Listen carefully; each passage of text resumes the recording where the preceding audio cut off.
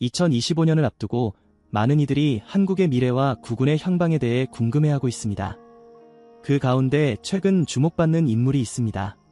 바로 중국 태양산 깊은 골짜기의 은거에 있는 예언자, 일명 묵진도사라 불리는 인물입니다. 이 도사는 이름도 나이도 알려지지 않은 채 수십 년간 인간사와 세계 질서를 통찰한 예언의 말을 조용히 남겨온 인물로 알려져 있습니다.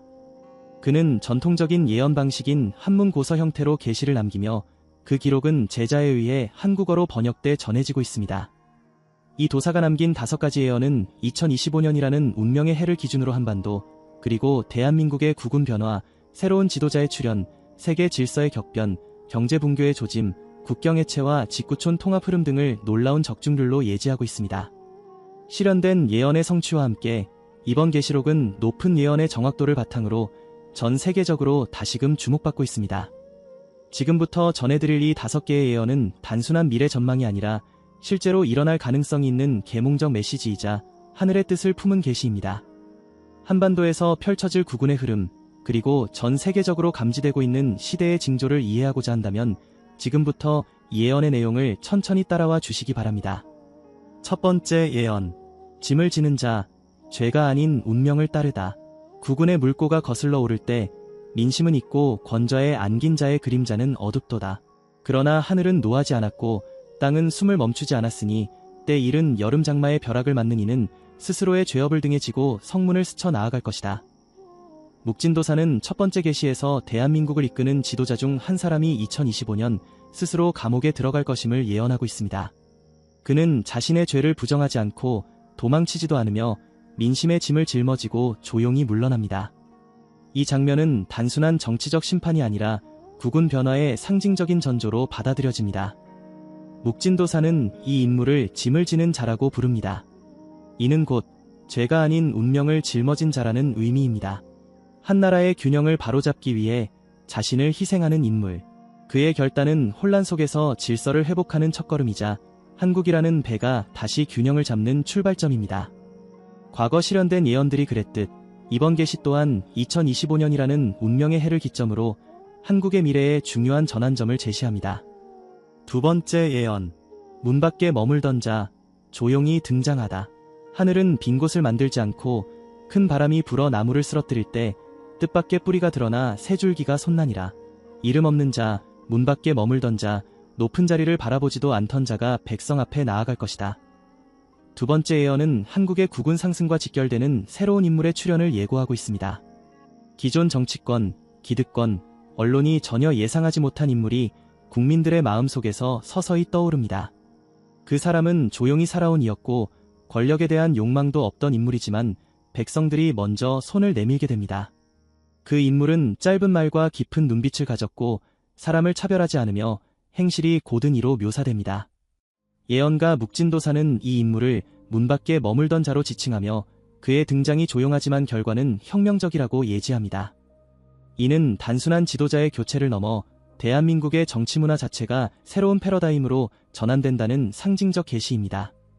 계시록에서 강조되는 것은 이 인물이 선택받은 자라는 점이며 그는 기존의 정치 질서가 아닌 민심과 하늘의 뜻에 의해 불려나온 구세주적 존재로 해석됩니다. 세 번째 예언. 경제의 줄기, 세계 흐름이 끊기다.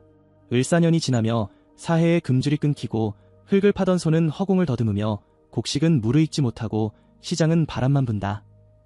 세 번째 예언은 단연코 경제위기의 도래를 강하게 경고하는 내용입니다. 이 계시에서 금은 돌이 되고라는 표현은 화폐 가치의 붕괴, 즉 금융 시스템 자체의 위기를 의미합니다. 실질 자산 가치가 사라지고 눈에 보이는 숫자가 실체를 잃는 현상이 도래하는 것입니다. 또한 곡식이 무르익지 못한다는 표현은 생산과 공급 체계의 붕괴, 식량 및 물자 흐름의 단절을 상징합니다. 이는 전 세계적 차원의 경제 붕괴로 한국뿐 아니라 직구촌 전체가 영향을 받게 되는 전조입니다. 묵진도사는 위기 속에서도 준비한 자는 줄어드는 틈에서 기회를 얻는다고 강조합니다. 이것은 단순한 경고가 아니라 미래를 내다보는 이들에게는 놀라운 적중의 기회가 주어진다는 예언의 말입니다. 잠든 자에게는 재앙이 되고 깨어있는 자에게는 전환점이 되는 변화의 시대. 이는 단순한 위기가 아니라 새로운 국운 흐름을 결정짓는 결정적 순간으로 기록될 것입니다. 네 번째 예언. 인연의 실이 끊어진 시대, 국경이 흐려지다. 하늘은 사람의 수를 채우지 않고 땅은 그 무게를 감당하지 않으려 하니 집집마다 아이 울음이 끊기고 어르신의 발걸음은 점점 가벼워지며 대문은 닫히고 촌락의 등불은 바람에 꺼지나니, 이 네 번째 예언은 인구 변화와 공동체 붕괴라는 예지력 있는 통찰을 담고 있습니다. 단순한 출산율 저하가 아니라 인간관계의 단절, 즉 인연의 실이 끊어진 것을 근본 원인으로 지적하고 있습니다. 이는 한반도를 비롯한 전 세계적인 현상으로 고령화 사회와 가족 해체, 공동체 붕괴로 이어지는 위기를 보여줍니다. 하지만 묵진도사는 새 물결은 다르다고 말합니다. 이 물결은 국경을 흐리게 만들며 바다 건너 이웃이 곧 형제가 되는 시대를 예고합니다. 이는 직구촌 사회로의 진입, 즉 경계가 사라지는 세계 질서의 변화입니다. 이름은 다르고 언어는 다르지만 마음은 통하고 눈물은 같다는 표현은 곧 세계 공동체로서의 통합 흐름을 상징합니다. 이는 예언가만이 감지할 수 있는 시대의 징조이며 국제정세의 재편과 국운 상승의 실마리를 동시에 예지한 환상적 메시지입니다. 다섯 번째 예언. 하나의 사람, 하나의 땅. 이제 경계는 사라지고 나라는 그 이름만 남으며 흙은 누구의 것도 아니요 하늘은 누구만의 것이 아니니, 이 다섯 번째 예언은 가장 상징적이며 깊은 계몽을 담고 있습니다. 단순한 예언의 말이 아니라 시대를 넘어선 계시록에 가까운 내용입니다. 이 계시는 과거와 미래, 국가와 민족, 그리고 인간과 인간 사이의 모든 경계를 허물며 하나의 땅, 하나의 의지로 연결된 새로운 시대의 도래를 전합니다. 도사는 백제의 배, 고구려의 말발굽, 조선의 붓이라는 역사적 상징을 통해 한민족의 정체성과 그 역할을 상기시킵니다. 해양교류, 유라시아 연결, 사상과 기록의 전통이 다시 열리는 이 시점에서 한국은 새로운 시대의 원형이자 정신적 거점으로 자리잡게 된다는 메시지를 전하고 있습니다. 이는 단순한 국운 변화가 아니라 대한민국이 세계 질서 속에서 새로운 중심으로 떠오르는 예언의 성취를 뜻합니다. 이 예언은 다가올 미래에 있어 가장 결정적인 예언으로 남게 될 것이며 앞으로의 변화 흐름을 가늠하는 중요한 나침반이 될 것입니다. 예언의 종합 해석. 한국, 직구촌 시대의 상징으로. 묵진도사는 한국이라는 단어를 직접 언급하지 않았지만 한민족이 다시 길을 여는 순간이라는 표현을 통해 분명한 메시지를 남깁니다. 이는 단지 한반도의 변화가 아니라 민족의 정신과 공동체 의식이 세계를 이끄는 형태로 확장된다는 의미입니다. 지금까지 그가 남긴 예언은 높은 예지력과 실현된 예언의 명중률을 통해 이미 검증된 바 있으며, 이번에도 2025년이라는 운명의 해를 중심으로 대한민국의 국운 변화와 세계 흐름의 재편을 동시에 예지하고 있습니다. 이는 단순한 미래 예언을 넘어 구세주를 기다리는 인류에게 하나의 방향성을 제시하는 계몽적 예언이며 하늘의 뜻을 담은 경고이자 희망의 메시지입니다. 그는 마지막 문장에서 이렇게 남겼습니다. 때는 을사년이라. 하늘은 다시 처음을 열며 한국은 문을 닫지 않고 오히려 남은 이들을 품게 될 것이니 이것이 세운의 시작이라. 이는 계시 그 자체입니다. 대한민국은 이제 문을 닫는 것이 아니라 열어야 할 시점에 도달해 있습니다. 그 문을 열 것인지 닫을 것인지는 우리 각자의 선택에 달려 있습니다. 예언은 단지 말에 그치지 않습니다. 계시의 성취는 깨어있는 자만이 목격할 수 있습니다. 2025년 예언은 현실이 되고 미래는 선택이 됩니다. 그리고 우리는 지금 바로 그 문 앞에 서 있습니다. 2025년 한국에 대한 놀라운 예언이 미국에서 전해졌습니다. 이 계시는 어느 날 갑자기 내려온 것이 아니라 수십 년간 신의 계시를 받아온 한 목사의 조용한 기도 속에서 시작되었습니다. 조셉 마커스라는 이름의 이 목사는 미국 중부의 작은 도시에서 오랜 시간 목회를 이어온 인물로 지역사회에서는 영적인 통찰력으로 알려져 있었고, 과거에도 몇 차례 실현된 예언을 통해 신뢰를 얻어온 인물이었습니다. 그는 자신이 받은 계시의 내용을 대중 앞에 자주 나서서 이야기하는 사람이 아니었습니다. 대부분은 조용히 신앙 공동체 안에서만 공유하거나 가까운 이들과 나누는 방식으로 자신의 예언적 경험을 간직해왔습니다. 하지만 이번에는 달랐습니다. 그는 말했습니다. 이번 계시는 나 혼자만 알고 있을 수 없었습니다. 그것은 한 나라의 운명, 더 나아가 세계 흐름에 영향을 줄 수 있는 내용이었기 때문입니다. 조셉 목사가 처음 계시를 받은 것은 지난 겨울이었습니다. 미국 전역이 강풍과 추위로 몸살을 앓던 그 시기, 그는 정기적으로 해오던 금식 기도 중에 한밤중 깨어났고 이전과는 다른 깊은 침묵 속에서 강렬한 영적 체험을 하게 되었습니다. 그는 눈을 감은 채 하늘로부터 들려오는 목소리를 들었고 그 순간부터 눈앞에 펼쳐지는 일련의 영상과 메시지를 통해 그 계시가 단순한 환상이 아니라는 확신을 갖게 되었다고 말했습니다. 조셉 목사는 오랫동안 계시, 예지, 환상의 차이를 구분해오며 살아온 사람입니다. 감정의 기복이나 심리적 착시가 아닌 하늘의 뜻과 연결되는 신의 계시는 늘 일정한 방식으로 찾아온다고 그는 이야기합니다. 그가 받은 한국에 대한 메시지는 단지 어떤 지역의 불안정성에 대한 것이 아니었습니다. 그것은 대한민국이라는 국가의 국운, 나아가 한반도 전체의 운명을 향한 경고이자 예언적 계시였습니다. 나는 한밤중에 깨어났고 그 순간 이상하게도 내 영혼이 땅에서부터 끌어올려지는 듯한 느낌을 받았습니다. 말로 설명하기 어렵지만 아주 또렷한 장면들이 제 앞에 펼쳐졌습니다. 푸른 바다와 회색의 도시가 보였고 곧이어 짙은 어둠이 땅을 덮기 시작했습니다. 한반도 전체가 마치 거대한 그림자 아래 놓이는 듯한 풍경이었고 하늘로부터 울리는 목소리는 분명하게 말했습니다. 지금 이 땅은 시험을 받고 있다. 이 민족은 중요한 결정을 앞두고 있으며 영혼의 혼란이 점점 깊어지고 있다. 그는 이후 며칠간 아무 말도 하지 않았습니다. 이런 강력한 계시를 받은 것은 생애 두 번째였고 첫 번째는 2001년 9월 초에 받은 계시였다고 그는 회상합니다. 그때 그는 거대한 연기와 붕괴되는 건물을 보는 환상을 보았고 며칠 후 실제로 미국에서 큰 사건이 벌어졌습니다. 당시에는 그의 말을 믿지 않던 사람들도 있었지만 시간이 흐른 뒤 그의 말은 지역사회 안에서 놀라운 적중이라 불리게 되었고 이후 그는 조용히 그러나 꾸준히 예언의 메시지를 전하는 사람이 되었습니다. 그가 늘 말하는 것은 이 한 가지였습니다. 예언은 공포를 주기 위해 존재하는 것이 아니라 대비할 기회를 주기 위해 존재한다. 이번 한국에 대한 계시를 받고 조셉 목사는 그 어느 때보다도 무거운 책임감을 느끼게 되었다고 고백했습니다. 그는 자신의 예지력이나 영적 능력을 자랑하지 않으며 오히려 신의 메시지를 전하는 하나님의 사람으로서 자신이 어떤 역할을 해야 할지를 더 중요하게 여긴다고 말합니다. 그는 이야기하기 시작했습니다. 이 메시지는 한국에 사는 모든 사람들에게 전해져야 합니다. 그것은 두려움을 전하는 소식이 아니라 하늘의 뜻을 알리는 영적 메시지입니다. 그의 예언적 계시가 처음 공개되었을 때 미국 내 신앙 커뮤니티에서는 놀라움과 동시에 경청의 자세로 받아들였습니다. 몇몇 교회에서는 이 메시지를 함께 나누며 기도회를 열기도 했습니다. 조셉 목사는 대한민국이라는 나라의 중요성을 반복해서 언급했습니다. 그는 그것이 단지 경제적, 군사적 위치 때문만은 아니라고 강조했습니다. 그의 말에 따르면 한반도는 세계적으로 영적인 전환점이 놓인 곳이며 다가올 미래의 흐름에서 결정적 의미를 지닌 지역이라는 것이었습니다. 그리고 마침내 그는 예언의 내용을 꺼냈습니다. 예언적 계시는 짧고 단순한 한마디가 아니라 수많은 상징과 이미지로 이루어진 복합적인 메시지였고 그것을 하나하나 해석하는 일은 신중함이 필요했습니다.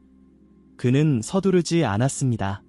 한 문장 한 문장을 신중히 꺼내며 하느님께서 전한 말씀이자 이 시대에 꼭 필요한 진실을 전하기 시작했습니다. 조셉 마커스 목사는 깊은 침묵 끝에 예언의 내용을 직접 전하기 시작했습니다. 나는 보았습니다. 짙은 안개와도 같은 어둠이 동쪽으로부터 서서히 번져가는 모습을.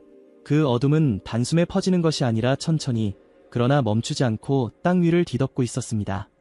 그리고 그 중심에는 한 나라가 있었습니다. 바로 한국. 이 나라는 지금 보이지 않는 기운에 휩싸이고 있었고 그 기운은 점점 사람들의 마음속으로 스며들며 분열과 불안을 퍼뜨리고 있었습니다. 나는 하늘로부터 분명한 음성을 들었습니다. 이 나라는 시험을 받고 있다. 그리고 아직 해답은 나오지 않았다. 그 말은 단호했고 동시에 깊은 슬픔이 담겨 있었습니다.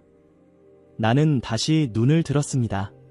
그 순간 한반도 지도가 내 앞에 펼쳐졌고 그 위에 검붉은 선이 지나가는 것을 보았습니다. 그 선은 북에서 남으로 또 동에서 서로 천천히 이동했고 그 선이 지나갈 때마다 땅이 울렸습니다. 그것은 단순한 지각의 움직임이 아니라 어떤 영적인 균열이었습니다. 한국이라는 나라는 지금 그 내부에서부터 금이 가고 있으며 그 틈은 점점 벌어지고 있습니다. 사람들은 그 사실을 느끼지 못하지만 이 흐름은 조용히 그러나 분명히 진행 중입니다. 하늘의 음성은 다시 이렇게 말했습니다. 이 민족은 선택받은 민족이지만 선택에는 책임이 따른다. 지금은 결정을 내려야 할 시기다. 나는 이어서 한 장면을 보았습니다. 수많은 사람들이 한 방향도 없이 걷고 있었습니다.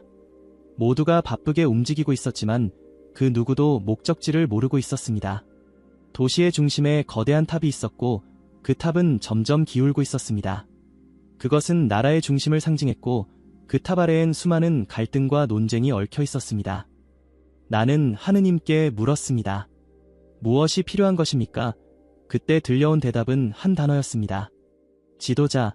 그리고 그 말씀은 이어졌습니다. 이 땅은 새로운 지도자를 필요로 하고 있다. 그는 말뿐인 자가 아니며 사람을 향해 울리는 나팔의 소리와 같은 존재가 될 것이다. 나는 다시 물었습니다. 그는 어디서 옵니까? 하늘의 음성은 명확하지 않았습니다. 그는 기존의 길에서 오지 않는다. 그를 기존의 틀 속에서 찾으려 하지 마라. 그는 준비된 자이며 지금 이 땅 어딘가에서 침묵 속에 기다리고 있다. 이 지도자는 사람들의 입에 오르내리는 유명인이 아닐 수도 있으며 정치적인 인물이 아닐 수도 있다. 그러나 그가 움직이기 시작하면 한반도 전체의 공기가 바뀌고 혼란 속에서 방향을 찾게 될 것이다. 나는 그 말씀의 무게를 느꼈습니다. 그것은 경고였고 동시에 소망이 담긴 계시였습니다. 하지만 나는 또 다른 장면을 보았습니다. 만일 그 지도자가 나타나지 않을 경우 이 땅에 닥칠 수 있는 일들에 대한 경고였습니다. 회색빛 하늘 아래에서 수많은 사람들이 절망 속에 서 있었고 도시 곳곳에는 분열과 혼란이 퍼지고 있었습니다. 갈등은 더 이상 숨겨지지 않았고 마른 흉기가 되었으며 사람들의 눈에는 두려움이 자리 잡고 있었습니다. 하늘은 조용했지만 그 침묵은 응답 없는 고요가 아니라 이미 한계를 넘어선 경고의 침묵이었습니다. 음성은 다시 말했습니다. 이 땅은 선택받은 땅이다. 하지만 방향을 잃는다면 구구는 꺾일 것이다. 그 누구도 이 경고를 가볍게 여겨서는 안 된다. 나는 이 말씀이 대한민국 국민 개개인을 향한 것이며 동시에 이 나라 전체에 전하는 메시지임을 느꼈습니다. 그러나 마지막으로 나는 희망의 장면을 보았습니다. 구름이 걷히고 하늘에서 빛이 내려오기 시작했습니다. 그 빛은 처음에는 작았지만 점점 커지더니 한 사람이 그 빛 아래 서 있었습니다. 그는 특별한 옷을 입지 않았고 많은 말도 하지 않았습니다. 그러나 그의 존재 자체가 메시지였습니다. 그는 진실을 전하는 자였고 그의 입에서는 이 한마디가 흘러나왔습니다. 하늘의 뜻은 여전히 이 땅을 향하고 있다. 그리고 그 말이 퍼지자 사람들의 눈빛이 바뀌고 땅의 공기가 달라졌습니다. 나는 그 모습을 보며 하느님의 마지막 말씀을 들었습니다. 이 땅은 아직 끝나지 않았다. 나는 이 나라를 포기하지 않는다. 준비된 자가 일어나면 이 땅은 다시 일어날 것이다. 하지만 그 전까지는 너희 모두가 깨어 있어야 한다. 조셉 마커스 목사는 이 메시지를 전하며 목소리를 낮췄습니다. 그는 자신이 본 이 장면들이 단순한 상상이 아니며 과거에도 그가 본 것들이 실제로 실현된 예언이 되어왔음을 조용히 상기시켰습니다. 그는 이 계시가 한국이라는 나라만을 위한 것이 아니라고 말했습니다. 대한민국은 지금 세계의 흐름 속에서 결정적인 역할을 맡고 있으며 이 시기는 단순한 과도기가 아니라 국운 변화의 문턱에 서 있는 시기라는 것입니다. 그는 이 말을 덧붙였습니다. 나는 이 말씀이 단순한 경고가 아니기를 바랍니다. 예언의 말이 사람들의 마음속에 울림이 되어 행동과 준비로 이어지기를 바랍니다. 하늘은 늘 기회를 주지만 응답이 없을 땐 침묵하십니다. 그리고 그 침묵은 때로는 심판이 될 수도 있습니다. 조셉 마커스 목사는 예언을 계속해서 전했습니다. 그의 목소리는 마지막 장면을 묘사하며 점점 더 무겁고 단단해졌습니다. 나는 마지막으로 한 장면을 더 보았습니다. 하늘에서 내려오는 빛 속에 나타난 그 인물은 이름도 직위도 없이 존재했지만 그의 주변으로 사람들이 모이기 시작했습니다. 그를 따르라는 명령이 있었던 것도 아니고 사람들에게 호소하는 장면도 없었습니다. 그런데도 사람들은 그의 주변으로 모였습니다. 누군가는 마음속의 고통을 고백했고 누군가는 분열된 가족을 생각하며 눈물을 흘렸습니다. 그 인물은 아무 말 없이 사람들의 어깨를 가볍게 만졌습니다. 그리고 그 순간 그들의 표정이 달라졌습니다. 나는 하늘의 음성을 또 한 번 들었습니다. 그는 말이 아니라 기운으로 움직이며 빛이 그를 따르리라. 그의 등장은 곧 방향의 회복을 의미한다. 나는 묻고 싶었습니다. 그는 정치인입니까? 아니면 믿음을 이끄는 자입니까? 하지만 대답은 없었습니다. 다만 이런 말이 이어졌습니다. 그를 정치의 눈으로 보려 하지 마라. 그는 나의 손으로 준비된 자이며 시대가 준비될 때 드러나게 될 것이다. 그를 먼저 알아보는 자는 많지 않겠지만 그를 통해 진실을 보게 될 것이다. 그리고 이 말이 그 모든 예언의 마지막이었습니다. 한국의 미래는 아직 정해지지 않았다. 그러나 응답은 기다리고 있다. 깨어있는 자만이 그 징조를 보게 될 것이다. 조셉 목사는 마지막 장면에서 눈을 감았고 오랜 침묵이 이어졌습니다. 그리고 카메라를 향해 고개를 들며 말했습니다. 이 모든 장면은 나에게 던져진 것이 아니라 한국 땅에 살아가는 모든 사람들을 향해 보내진 것입니다. 하늘은 움직이고 있으며 이 민족은 지금 중요한 선택 앞에 서 있습니다. 이것은 공포를 위한 이야기가 아닙니다. 계시는 두려움을 심기 위함이 아니라 준비와 깨어있음을 위한 것입니다. 이 예언은 곧 미국의 교계는 물론 한국 이민자 공동체를 중심으로 빠르게 확산되었습니다. 많은 이들은 과거 예언의 재조명이라는 표현을 떠올리며 조셉 목사가 전한 메시지에 귀를 기울였습니다. 그리고 자연스럽게 사람들은 질문을 던지기 시작했습니다. 그 지도자는 누구인가? 그는 어디서 나타날 것인가? 조셉 목사는 그 질문에 대해 한 가지도 확실한 대답을 하지 않았습니다. 그는 단호하게 말했습니다. 나는 그가 누구인지를 보지 않았습니다. 나는 그가 등장하는 때와 배경을 보았을 뿐입니다. 그는 지금 준비되고 있을 뿐입니다. 그 말은 많은 이들의 상상력을 자극했습니다. 어떤 이들은 그 지도자가 정치 지도자일 것으로 보았고 또 어떤 이들은 영적인 구원자일 가능성을 이야기했습니다. 일부는 사회적 영향력이 큰 인물들, 또 다른 일부는 이름조차 알려지지 않은 숨은 인물일 가능성을 언급했습니다. 역사를 돌아보면 선택받은 자는 언제나 예상치 못한 순간 예상 밖의 인물로 등장하곤 했습니다. 조선 말기 나라가 혼란에 빠졌을 때도 민중이 의지한 것은 정치 지도자보다도 진실을 외치는 목소리였고 분열된 시대의 사람들을 하나로 모은 이는 무력보다는 말과 행동으로 신뢰를 쌓은 이들이었습니다. 조셉 목사의 예언에서도 마찬가지였습니다. 그는 기존의 틀을 벗어난 존재, 하늘이 준비한 하나님의 사람, 그리고 말이 아니라 영혼의 길을 여는 자라는 표현을 반복했습니다. 이 지도자가 대통령일 수도 있습니다. 하지만 그가 굳이 선출된 자여야만 하는 법은 없습니다. 그는 시대의 흐름 속에서 등장하여 어떤 방식으로든 사람들의 중심을 잡고 갈등의 방향을 바꾸는 역할을 맡게 될 것입니다. 이 말은 한국 사회의 깊은 이면을 돌아보게 합니다. 지금 우리는 수많은 목소리 속에서 길을 잃고 있습니다. 너무 많은 정보, 너무 빠른 변화, 그리고 서로에 대한 불신이 이 사회의 근간을 흔들고 있습니다. 조셉 목사의 예언은 바로 그 지점에서 시작된 것입니다. 그는 위기의 본질은 외부에 있는 것이 아니라 마음속 중심이 사라진 데서 비롯된다고 말했습니다. 새로운 지도자의 등장은 단지 제도를 바꾸는 일이 아닙니다. 그것은 국군의 방향이 바뀌는 징조, 그리고 대한민국이라는 나라가 다음 단계로 나아갈 수 있는 전환점의 신호입니다. 이러한 예언의 말은 단순한 상징이 아니라 실제로 일어날 수 있는 변화의 흐름으로 해석될 필요가 있습니다. 많은 이들이 조셉 목사의 메시지를 듣고 한 가지 공통적인 감정을 느꼈다고 합니다. 그것은 두려움이 아니라 깨어 있어야 한다는 경각심이었습니다. 예언이 진실이라면 우리는 그것을 무시할 수 없습니다. 예언의 정확도가 높았던 과거의 사례들을 떠올려 본다면 이번 예언 또한 그냥 지나칠 수 없는 경고일 가능성이 높습니다. 그리고 지금 한국은 그 어느 때보다 중요한 시기를 지나고 있습니다. 2025년이라는 해는 단지 새로운 해가 아니라 조셉 목사의 표현을 빌리자면 운명의 해입니다. 이 시기를 어떻게 통과하느냐에 따라 한반도의 국운은 상승할 수도 흔들릴 수도 있습니다. 새로운 지도자의 등장은 곧 한국이 새로운 길로 나아갈 수 있는 전환점이 될 수 있는 기회입니다. 그렇기에 지금은 누가 등장하는가 보다 어떤 마음으로 우리는 그 등장을 준비하느냐가 더 중요해지는 시점입니다. 2025년 미국의 영적 지도자 조셉 마커스 목사는 한국에 대한 예언적 계시를 받았습니다. 그는 하느님으로부터 분명히 들었다고 말합니다. 한국은 지금 운명의 해를 맞고 있으며 새로운 지도자가 나타나지 않으면 국운이 흔들릴 수 있다. 이 예언의 말은 단지 경고가 아니라 준비를 위한 하늘의 뜻이었습니다. 조세 목사는 이 계시가 단순한 미래 예측이 아니라 한반도 전체를 향한 영적 메시지이자 세계 질서의 전환점임을 강조합니다. 한국은 지금 변화의 시대 한가운데 있으며 이 변화는 전 세계적인 흐름과 맞닿아 있습니다. 그는 미국 역시 이 흐름에 응답해야 하며 한국을 향한 영적 책임을 다해야 한다고 말합니다. 하늘은 말했습니다. 한국을 도우라. 그 길은 곧 너희의 회복이 될 것이다. 이 예언자는 지금 이 시기를 깨어 준비해야 할 때라고 전합니다.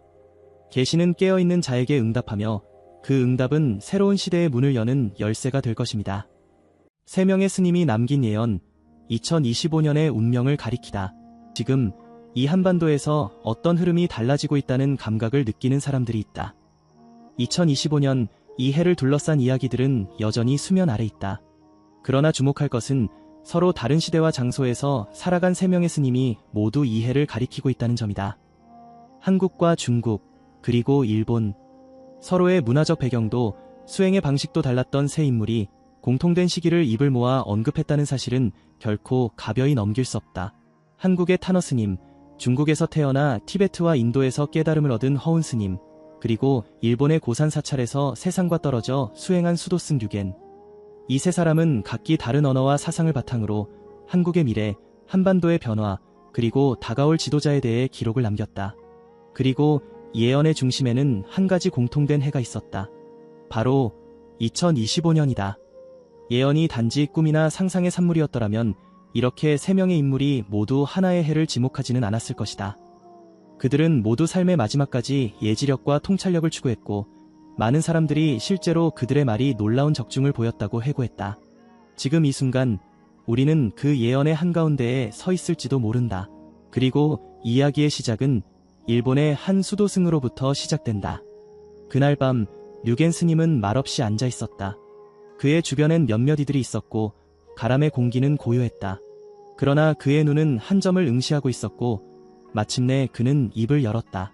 한 사람이 올 것이다. 그는 이미 이 세상에 있다. 새롭게 태어나는 것이 아니라 이미 존재하고 있으며 누군가는 그를 알아보았고 누군가는 그의 존재를 부정하고 있다. 그는 법을 설하지 않는다. 하지만 그의 말에는 진실이 있으며 그의 행동에는 자비가 있다. 그는 외롭고 조용한 길을 걷고 있지만 그가 지나간 자리에는 기운이 다시 살아난다. 나는 본다. 그가 지나간 산에는 다시 초목이 피고 그가 머문 땅에는 물이 맑아진다. 그는 부처와 같은 존재이되 자신을 부처라 하지 않는다. 그는 구세주라 불릴 수 있지만 그 스스로는 구세주라 주장하지 않는다. 그는 하늘이 정한 자리에서 준비를 마쳤으며 때가 되면 세상 앞에 드러날 것이다. 그가 등장하는 시점은 대한민국의 기운이 되돌아오는 때와 맞물린다. 그는 단독으로 움직이지 않는다. 기운이 그를 따라 움직이며 법계가 그를 도와준다. 눈이 맑은 자는 그를 보고 알아보겠지만 눈이 흐린 자는 그의 존재를 보고도 부정할 것이다. 그는 대자비의 인연으로 이 땅에 머물고 있으며 그를 통해 이 민족은 길을 찾게 될 것이다. 그때 사람들은 묻게 될 것이다. 우리가 지금까지 무엇을 잃고 있었는지를. 이 말을 들은 이들 가운데 누군가는 숨을 삼켰고 누군가는 침묵했다. 단지 한 사람의 등장에 대한 말이 아니었다. 그가 말한 이 한 사람은 단순한 지도자를 넘어 한반도라는 공간의 기운을 바꾸는 존재로 묘사되고 있었다. 그리고 그 시점은 명확히 언급되었다. 2025년, 그는 그 해가 되면 기운이 되돌아온다고 했다. 이것은 단순한 정치나 제도의 변화가 아닌 영혼의 흐름, 업의 정화, 그리고 하늘의 뜻이 이어지는 시기라는 의미였다. 수도승 류겐은 단 한 번도 세상의 중심에 서려 하지 않았다. 그는 일본에서도 매체에 오르내린 적이 없고 그를 직접 만난 이들도 극소수에 불과했다. 그러나 일본 내부의 일부 인물들은 그가 남긴 말의 예언의 정확도와 실현된 예언들에 대해 기록을 남겼고 한국과 관련한 이 예언은 최근 들어 일부 예언 연구가들과 불교계 내 특정 인사들 사이에서 재조명되기 시작했다. 류겐이 말한 그 사람은 그 자체로 시대의 전환을 상징하는 인물이었다. 그리고 그는 대한민국이라는 국가의 흐름과 때려야 뗄 수 없는 존재로 묘사되었다. 무엇보다 이 예언이 갖는 무게는 시간적 일치성에서 나온다. 류겐이 이 말을 남긴 시점은 2024년 말. 그리고 그는 변화는 이미 시작되었다고 말했다. 2025년 이 해를 중심으로 기운의 전환, 법륜의 회전, 한 사람의 등장이라는 상징들이 맞물려 있다는 사실은 이미 여러 예지자들의 기록에서도 포착되고 있었다. 그 가운데 한국에서 가장 자주 언급되는 인물이 있다. 바로 탄어 스님이다.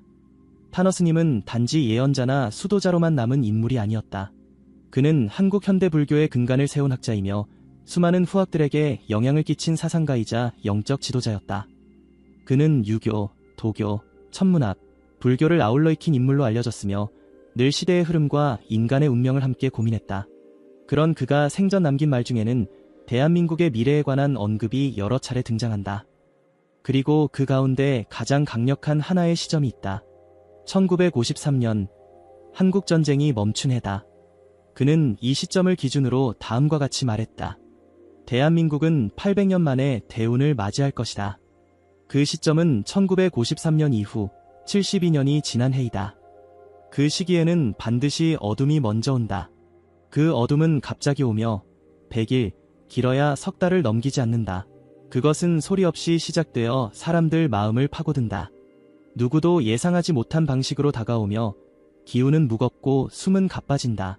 그러나 반드시 지나간다. 그리고 그 어둠이 거치면 새로운 지도자가 등장할 것이다. 그는 권력을 따르지 않고 대의를 따르는 자야. 사람들이 다투고 분열할 때 그는 침묵하고 모두가 절망할 때 나아가는 자다. 그는 이미 곁에 있을 수도 있고 아직 세상에 드러나지 않았을 수도 있다. 그러나 때가 되면 나타난다. 그때 대한민국은 다시 흐름을 바꾸게 된다. 통일은 멀리 있지 않다. 그 통일은 단지 외형의 통합이 아니라 기운의 일치이고 운명의 전환점이다. 그리고 그 중심에는 반드시 그 인물이 있다. 탄어 스님이 남긴 말은 상징적이지만 그 구조는 분명하다. 먼저 100일간의 어둠이 온다. 그리고 새로운 지도자가 등장한다. 그는 시대의 판을 바꾸는 존재이며 한반도 통일의 흐름까지 이끄는 축이 된다. 탄어 스님은 이 흐름을 800년 만에 대운 대한민국의 국운 상승, 한반도의 전환점이라는 말로 표현했다. 여기까지의 이야기만 보더라도 두 예언자는 각자의 방식으로 한 가지 공통점을 강조하고 있다. 어떤 사건 이전에는 반드시 큰 혼란이 온다. 그 혼란은 기운의 혼탁이며 사람들의 인식조차 흔드는 흐름이다. 그리고 그 이후 새로운 인물이 등장하면서 운명이 바뀐다. 하지만 이것은 끝이 아니다. 마지막으로 등장할 한 명의 스님이 있다. 그는 중국에서 태어났고 티베트와 네팔, 인도, 스리랑카를 떠돌며 도를 구한 인물이었다. 그의 이름은 허운 스님이다. 다음 이야기에서는 허운 스님의 삶과 그가 남긴 폭발, 호랑이, 조선의 통일이라는 상징을 따라가 본다. 그 역시 2025년이라는 해를 중심으로 전혀 다른 방식의 예언의 말을 남긴 인물이었다. 그리고 그 예언은 오늘날의 동북아 정세와 맞물리며 점점 많은 이들의 관심을 받고 있다. 계속해서 허운 스님의 2025년 예언을 함께 살펴보자. 허운 스님의 대격변 예언과 통일의 시간. 예언은 그 자체로 시간을 꿰뚫는 시선이다. 눈에 보이지 않는 흐름을 감지하고 아직 오지 않은 시기를 말하는 것, 그것이 가능한 사람은 흔치 않다. 더구나 시대와 지역, 정치와 문명의 틈바구니를 건너면서도 오직 하늘의 뜻만을 따라 움직인 이가 있다. 그의 이름은 허운. 중국에서 태어난 이 스님은 일생의 절반 이상을 나라 없는 시대에 떠돌며 살았다. 그는 청나라의 말기를 지나 중화민국과 내전, 공산정권의 수립까지 모든 경랑을 지켜본 인물이었다. 그러나 그는 그 모든 세속의 흐름에서 물러나 있었다. 인도와 티베트, 네팔과 미얀마, 그리고 스리랑카까지 불교의 정수와 수행의 본류를 찾아 떠난 긴 여정. 그 속에서 그는 세상을 바라보는 눈을 얻었고 사람들은 그를 기운을 읽는 자라 불렀다.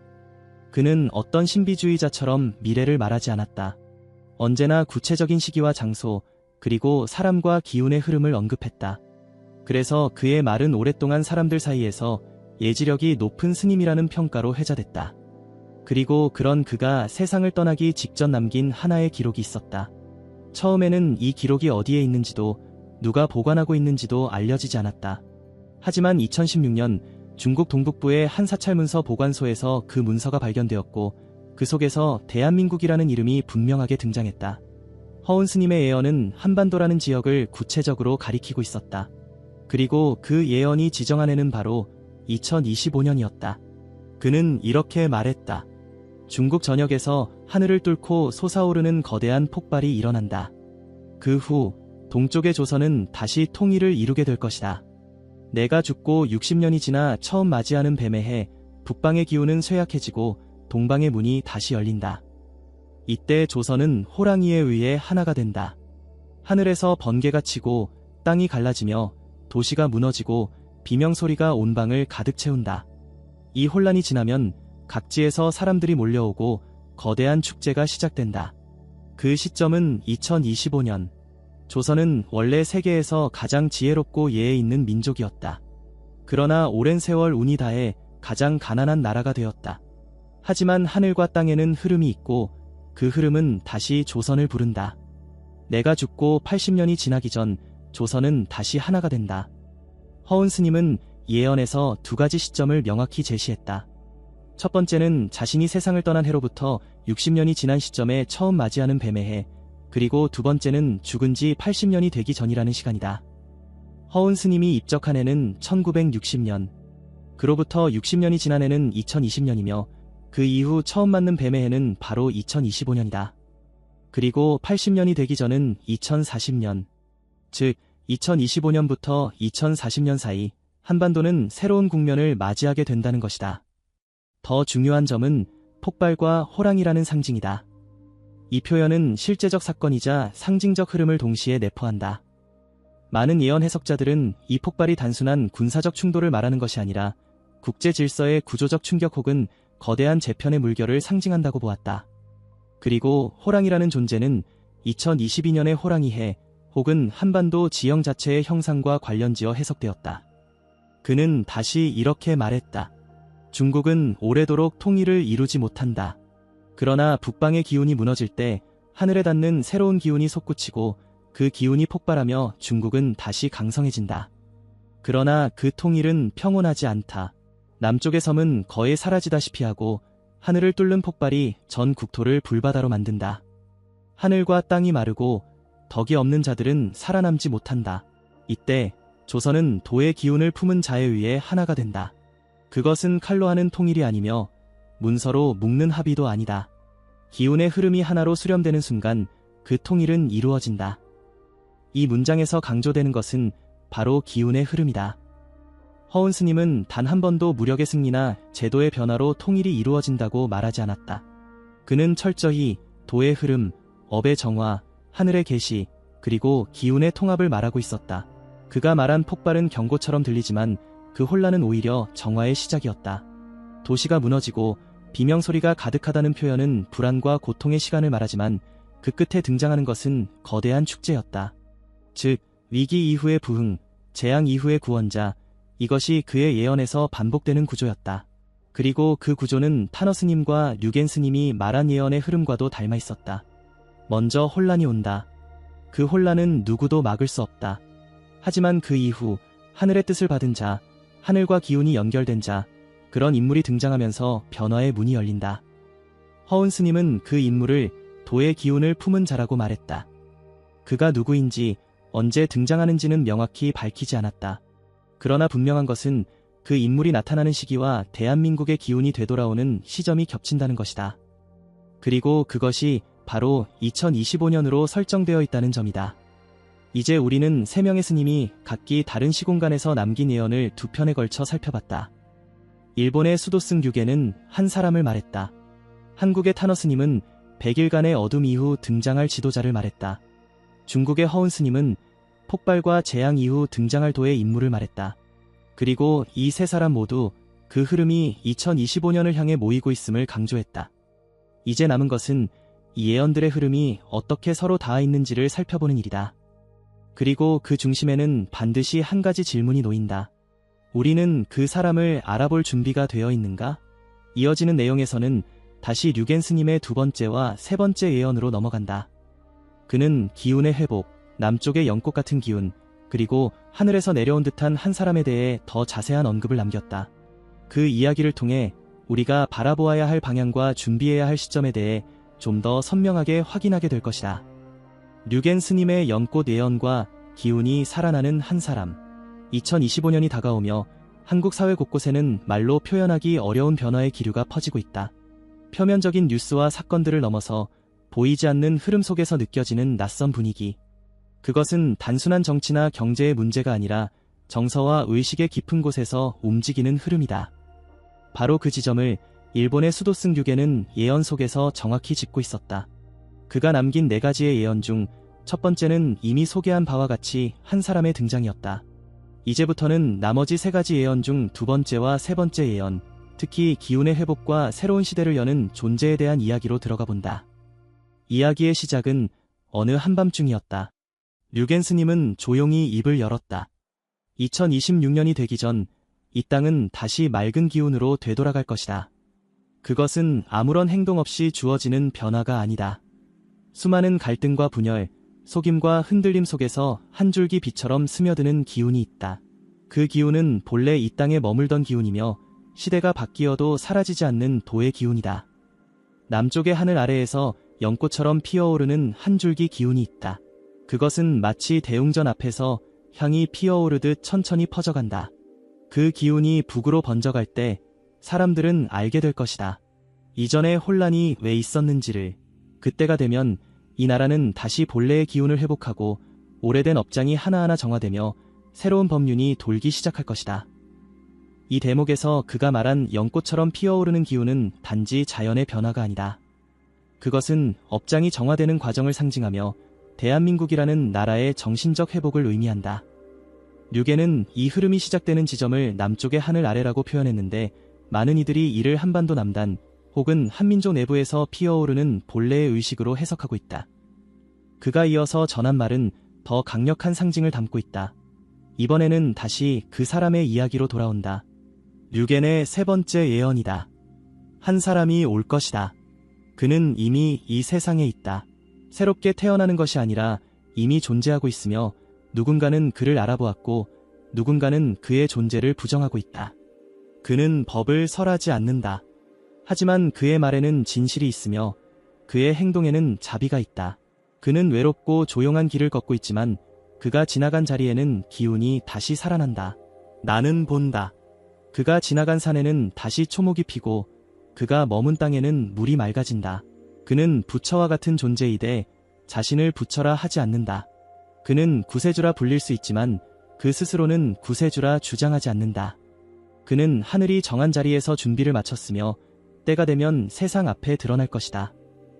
여기서 우리는 다시 류겐 스님이 강조한 핵심에 다가선다. 이 인물은 자신을 드러내지 않지만 그를 중심으로 기운이 살아난다. 이 표현은 매우 상징적이지만 놀랍도록 구체적이다. 그는 부처와 같은 존재, 자비의 행동, 하늘이 정한 자리라는 말로 이 인물의 성격과 사명을 묘사했다. 또한 다음과 같은 경고의 말도 덧붙였다. 그는 단독으로 움직이지 않는다. 기운이 그를 따라 움직이며 법계가 그를 도와준다. 눈이 맑은 자는 그를 보고 알아보겠지만 눈이 흐린 자는 그의 존재를 보고도 부정할 것이다. 그는 대자비의 인연으로 이 땅에 머물고 있으며 그를 통해 이 민족은 길을 찾게 될 것이다. 그때 사람들은 묻게 될 것이다. 우리가 지금까지 무엇을 잃고 있었는지를. 이 말은 명확한 경고였다. 그가 등장해도 많은 이들은 그를 알아보지 못할 것이라는 점, 그리고 그의 존재가 알려지는 순간부터 흐름이 달라질 것이라는 뜻이기도 하다. 이 대목에서 시청자들은 의문을 가질 수 있다. 과연 이 인물은 누구일까? 그는 정치인이 아닐 수도 있고 종교 지도자도 아닐 수 있다. 혹은 이미 우리 곁에 있었지만 너무 평범해 보였기에 누구도 주목하지 않았던 인물일 수도 있다. 그렇기 때문에 류게는 기운이 살아난 자리로 그를 설명했다. 그가 있는 곳에 맑은 기운이 생기고 법륜이 돌아간다. 이것은 단순한 인물이 아니라 하늘의 뜻에 맞닿아 있는 존재라는 의미다. 그리고 이 모든 흐름이 바로 2025년이라는 시점과 맞물린다. 2025년 타너 스님은 이 해를 100일간의 어둠 이후 지도자가 등장하는 해로 말했다. 허운 스님은 폭발과 재편 이후 조선이 하나로 모이는 해로 설명했다. 류게는 기운이 정화되며 한 사람이 드러나는 시기라고 전했다. 이 세 예언은 각기 다르지만 공통된 흐름을 향해 간다. 위기 이후 정화, 혼란 이후 등장, 갈등 이후 통일 그리고 그 모든 전환의 중심에는 한 사람이 있다.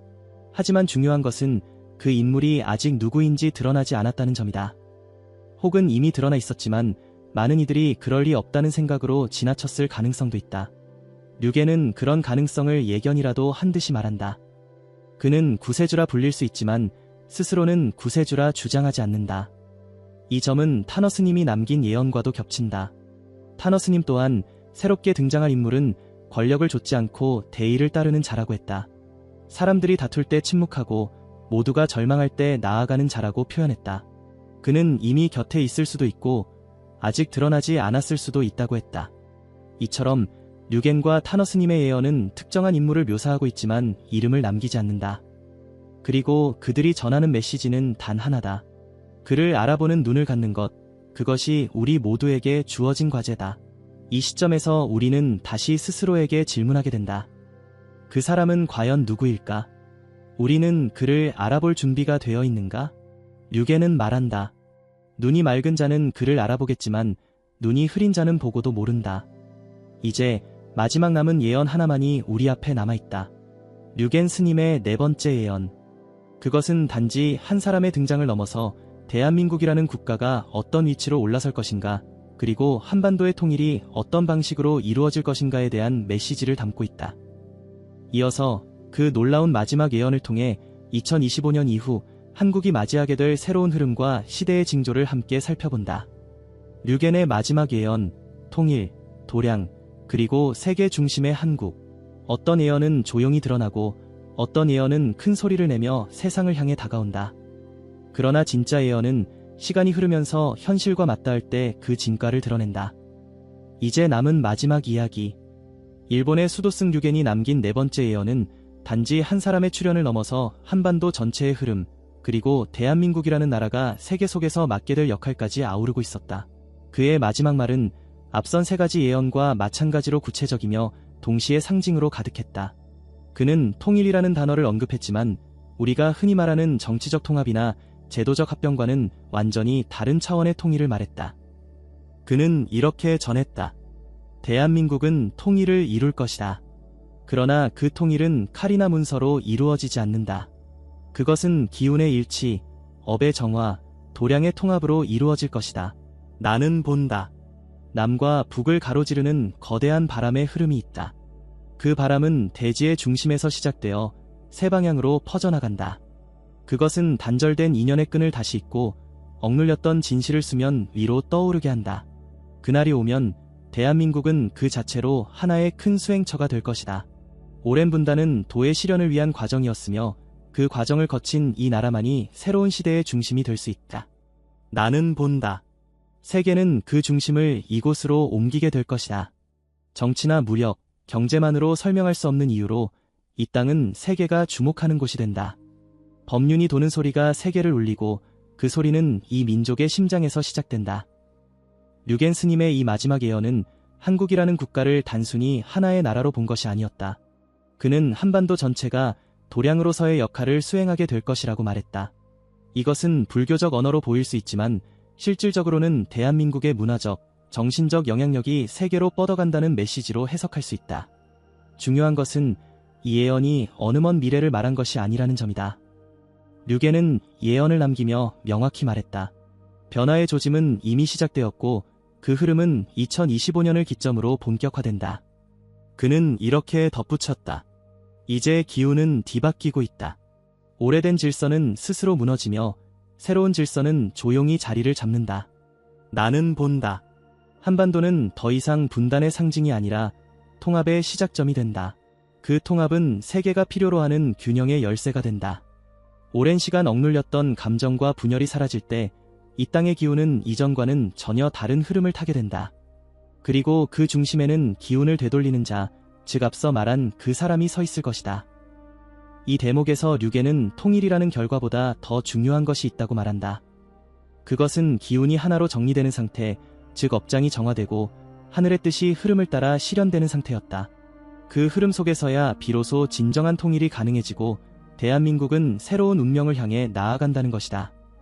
류겐 스님은 예언을 하며 정치적 계산이나 외교적 협상으로는 결코 완성될 수 없는 변화라고 거듭 강조했다. 기운의 일치, 영혼의 합일, 도량의 중심화, 그것이 통일의 본질이라는 것이다. 그리고 이 모든 예언의 끝에서 그는 마지막으로 이렇게 말했다. 대한민국은 선택을 받은 땅이다. 그것은 민족의 우월을 말하는 것이 아니라 이 시대의 도량이 머무는 자리가 어디인지를 말하는 것이다. 이제 그 자리가 드러나고 있으며 그 자리에 합당한 자들이 일어서고 있다. 나는 본다. 이 나라의 이름이 이제 세계의 중심에서 들리게 될 것이다. 그리고 그것이 이루어질 때 많은 이들이 뒤늦게 그 의미를 깨닫게 될 것이다. 이 예언은 시청자들에게 하나의 질문을 남긴다. 우리는 지금 어디에 서 있는가? 2025년 3명의 스님이 남긴 말 속에서 공통적으로 언급되네. 그들은 각기 다른 시기에 각기 다른 장소에서 같은 시점을 향해 메시지를 남겼다. 그리고 그 메시지 속에는 모두 다음과 같은 구조가 있었다. 1. 혼란이 먼저 온다. 그 어둠 속에서 새로운 기운이 솟구친다. 3. 한 사람이 등장한다. 4. 대한민국은 흐름을 바꾸고 통일을 맞는다. 이후 세계는 이 땅을 주목하기 시작한다. 이 흐름은 놀랍도록 일관되어 있다. 타너 스님은 100일간의 어둠 이후 등장할 지도자를 말했다. 허운 스님은 폭발 이후 통일을 말했다. 류겐 스님은 기운의 정화와 도의 중심을 말했다. 그리고 이 세 사람은 모두 그 모든 전환의 시점을 2025년으로 지목했다. 이제 남은 마지막 이야기. 이 세 명의 예언자들이 남긴 메시지를 함께 정리하고 그 사람은 누구인가에 대한 질문으로 마무리하는 시간만이 남아있다. 세 명의 스님이 남긴 공통구조와 그 사람을 알아보는 눈. 예언은 시간을 꿰뚫고 흐르는 이야기다. 그것은 단순한 상상이 아니다. 실제로 일어난 예언, 사실로 드러난 예언, 그리고 지금 이 순간에도 움직이고 있는 예언이 존재한다. 그 중에서도 세 명의 스님이 남긴 말은 놀라운 정교함과 예지력으로 우리를 향해 다가오고 있다. 타너 스님, 허운 스님, 류겐 스님. 이 세 사람은 전혀 다른 시기, 다른 문화, 다른 사상을 품고 있었지만 한 가지 지점에서 같은 방향을 가리켰다. 그것은 2025년이었다. 그리고 그 중심에는 공통된 구조가 있었다. 이제 그 흐름을 정리해보자. 첫째, 혼란이 온다. 타너 스님은 이를 100일간의 어둠이라 불렀다. 예고 없이 시작되고 100일을 넘기지 않지만 누구나 체감할 만큼의 무게로 찾아오는 시기. 허운 스님은 중국의 전역에서 하늘을 찢는 폭발로 표현했다. 도시가 무너지고 땅이 갈라지고 비명이 가득한 시간. 류겐 스님은 기운의 뒤틀림이라 했다. 고요했던 물이 탁해지고 막던 하늘이 연무로 덮이는 시기.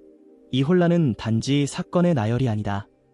한반도 전체의 기운이 바뀌기 직전의 전조였고 세계 정세 속에서 일어나는 흐름의 전환점이었다. 둘째, 그 어둠 속에서 한 사람이 등장한다. 타너 스님은 말했다. 사람들이 다툴 때 침묵하며 모두가 절망할 때 나아가는 자. 그는 권력을 좇지 않고 대의를 좇는 자. 그는 이미 곁에 있을 수도 있고 아직 드러나지 않았을 수도 있다고 했다. 류겐 스님은 더욱 구체적으로 전했다. 그는 법을 설하지 않는다. 그러나 그의 말엔 도가 있고 그의 걸음에는 진실이 있다. 그가 머문 땅에는 물이 맑아지고 그가 지난 산에는 초목이 피어난다. 그는 하늘이 정한 자리에 있으며 때가 되면 드러난다고 했다. 이 인물은 단순한 영웅이 아니다. 그는 선택받은 자이며 이 민족이 잃어버린 길을 다시 보게 해주는 자이다. 그는 구세주라 불릴 수도 있지만 스스로는 그런 말을 하지 않는 사람이다. 허운 스님 역시 비슷한 흐름을 전했다. 도의 기운을 품은 자가 등장하고 그 인물에 의해 한반도는 다시 하나가 된다고 했다. 그 통일은 칼로 이루어지지 않으며 기운의 일치, 업의 정화, 도량의 합일로 이루어진다고 했다. 셋째, 한반도는 통일되고 운명이 바뀐다. 타너 스님은 800년 만의 대운을 언급했다. 허운 스님은 호랑이에 의해 조선이 하나가 된다는 말을 남겼다. 류겐 스님은 더 나아가 한반도 전체가 수행처가 되고 세계의 중심이 된다고 했다. 그들은 모두 대한민국의 미래에 대해 단정적으로 말했다. 이 땅의 흐름은 다시 살아나며 세계는 그것을 느끼고 시선을 돌릴 것이라는 것이다. 류겐 스님은 이렇게 말한다. 대한민국은 선택을 받은 땅이다. 그것은 민족의 우월을 말하는 것이 아니라 이 시대의 도량이 어디에 머무는지를 말하는 것이다. 나는 본다. 이 나라의 이름이 이제 세계의 중심에서 들리게 될 것이다. 넷째, 시청자에게 던지는 질문은 하나다. 우리는 그 사람을 알아볼 준비가 되어 있는가? 그는 이미 존재하고 있을 수 있다. 그리고 그를 알아본 사람도 있을 수 있다. 그러나 눈이 흐린 자는 그를 보아도 부정할 것이고 눈이 맑은 자만이 그 기운을 느끼게 될 것이다. 류계는 말했다. 그는 말하지 않아도 도가 흐르고 움직이지 않아도 흐름이 바뀐다. 그는 스스로를 내세우지 않으며 그러나 그가 중심이 된다. 타너 스님은 말했다. 그는 우리 곁에 있을 수도 있다. 전혀 예상하지 못한 모습으로. 하지만 그가 나타나는 순간 모든 흐름은 방향을 바꾼다.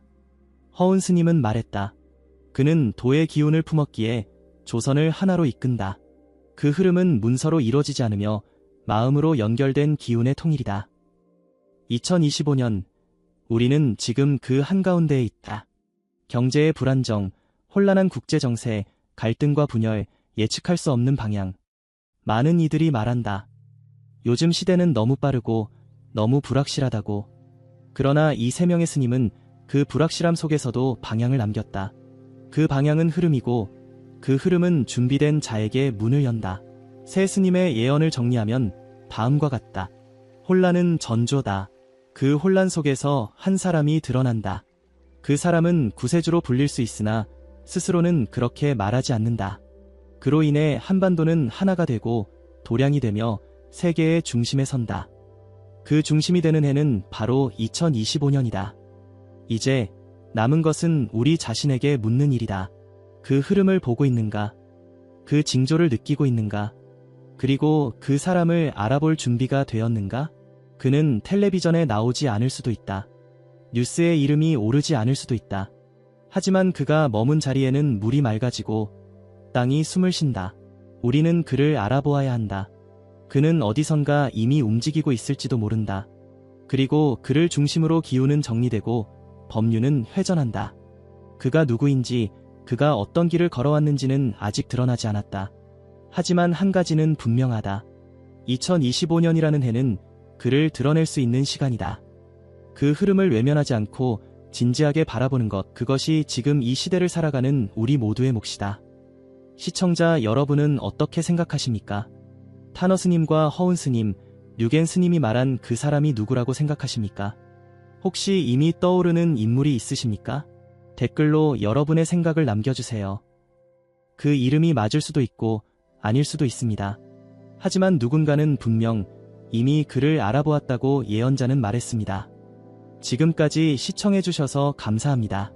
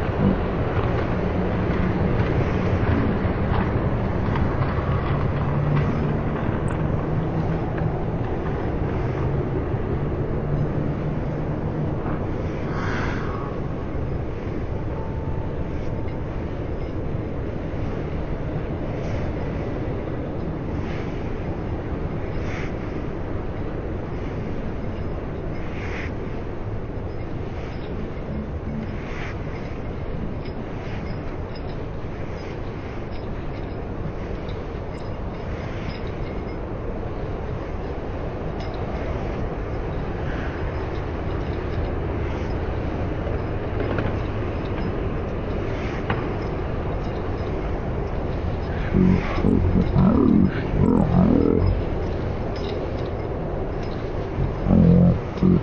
you.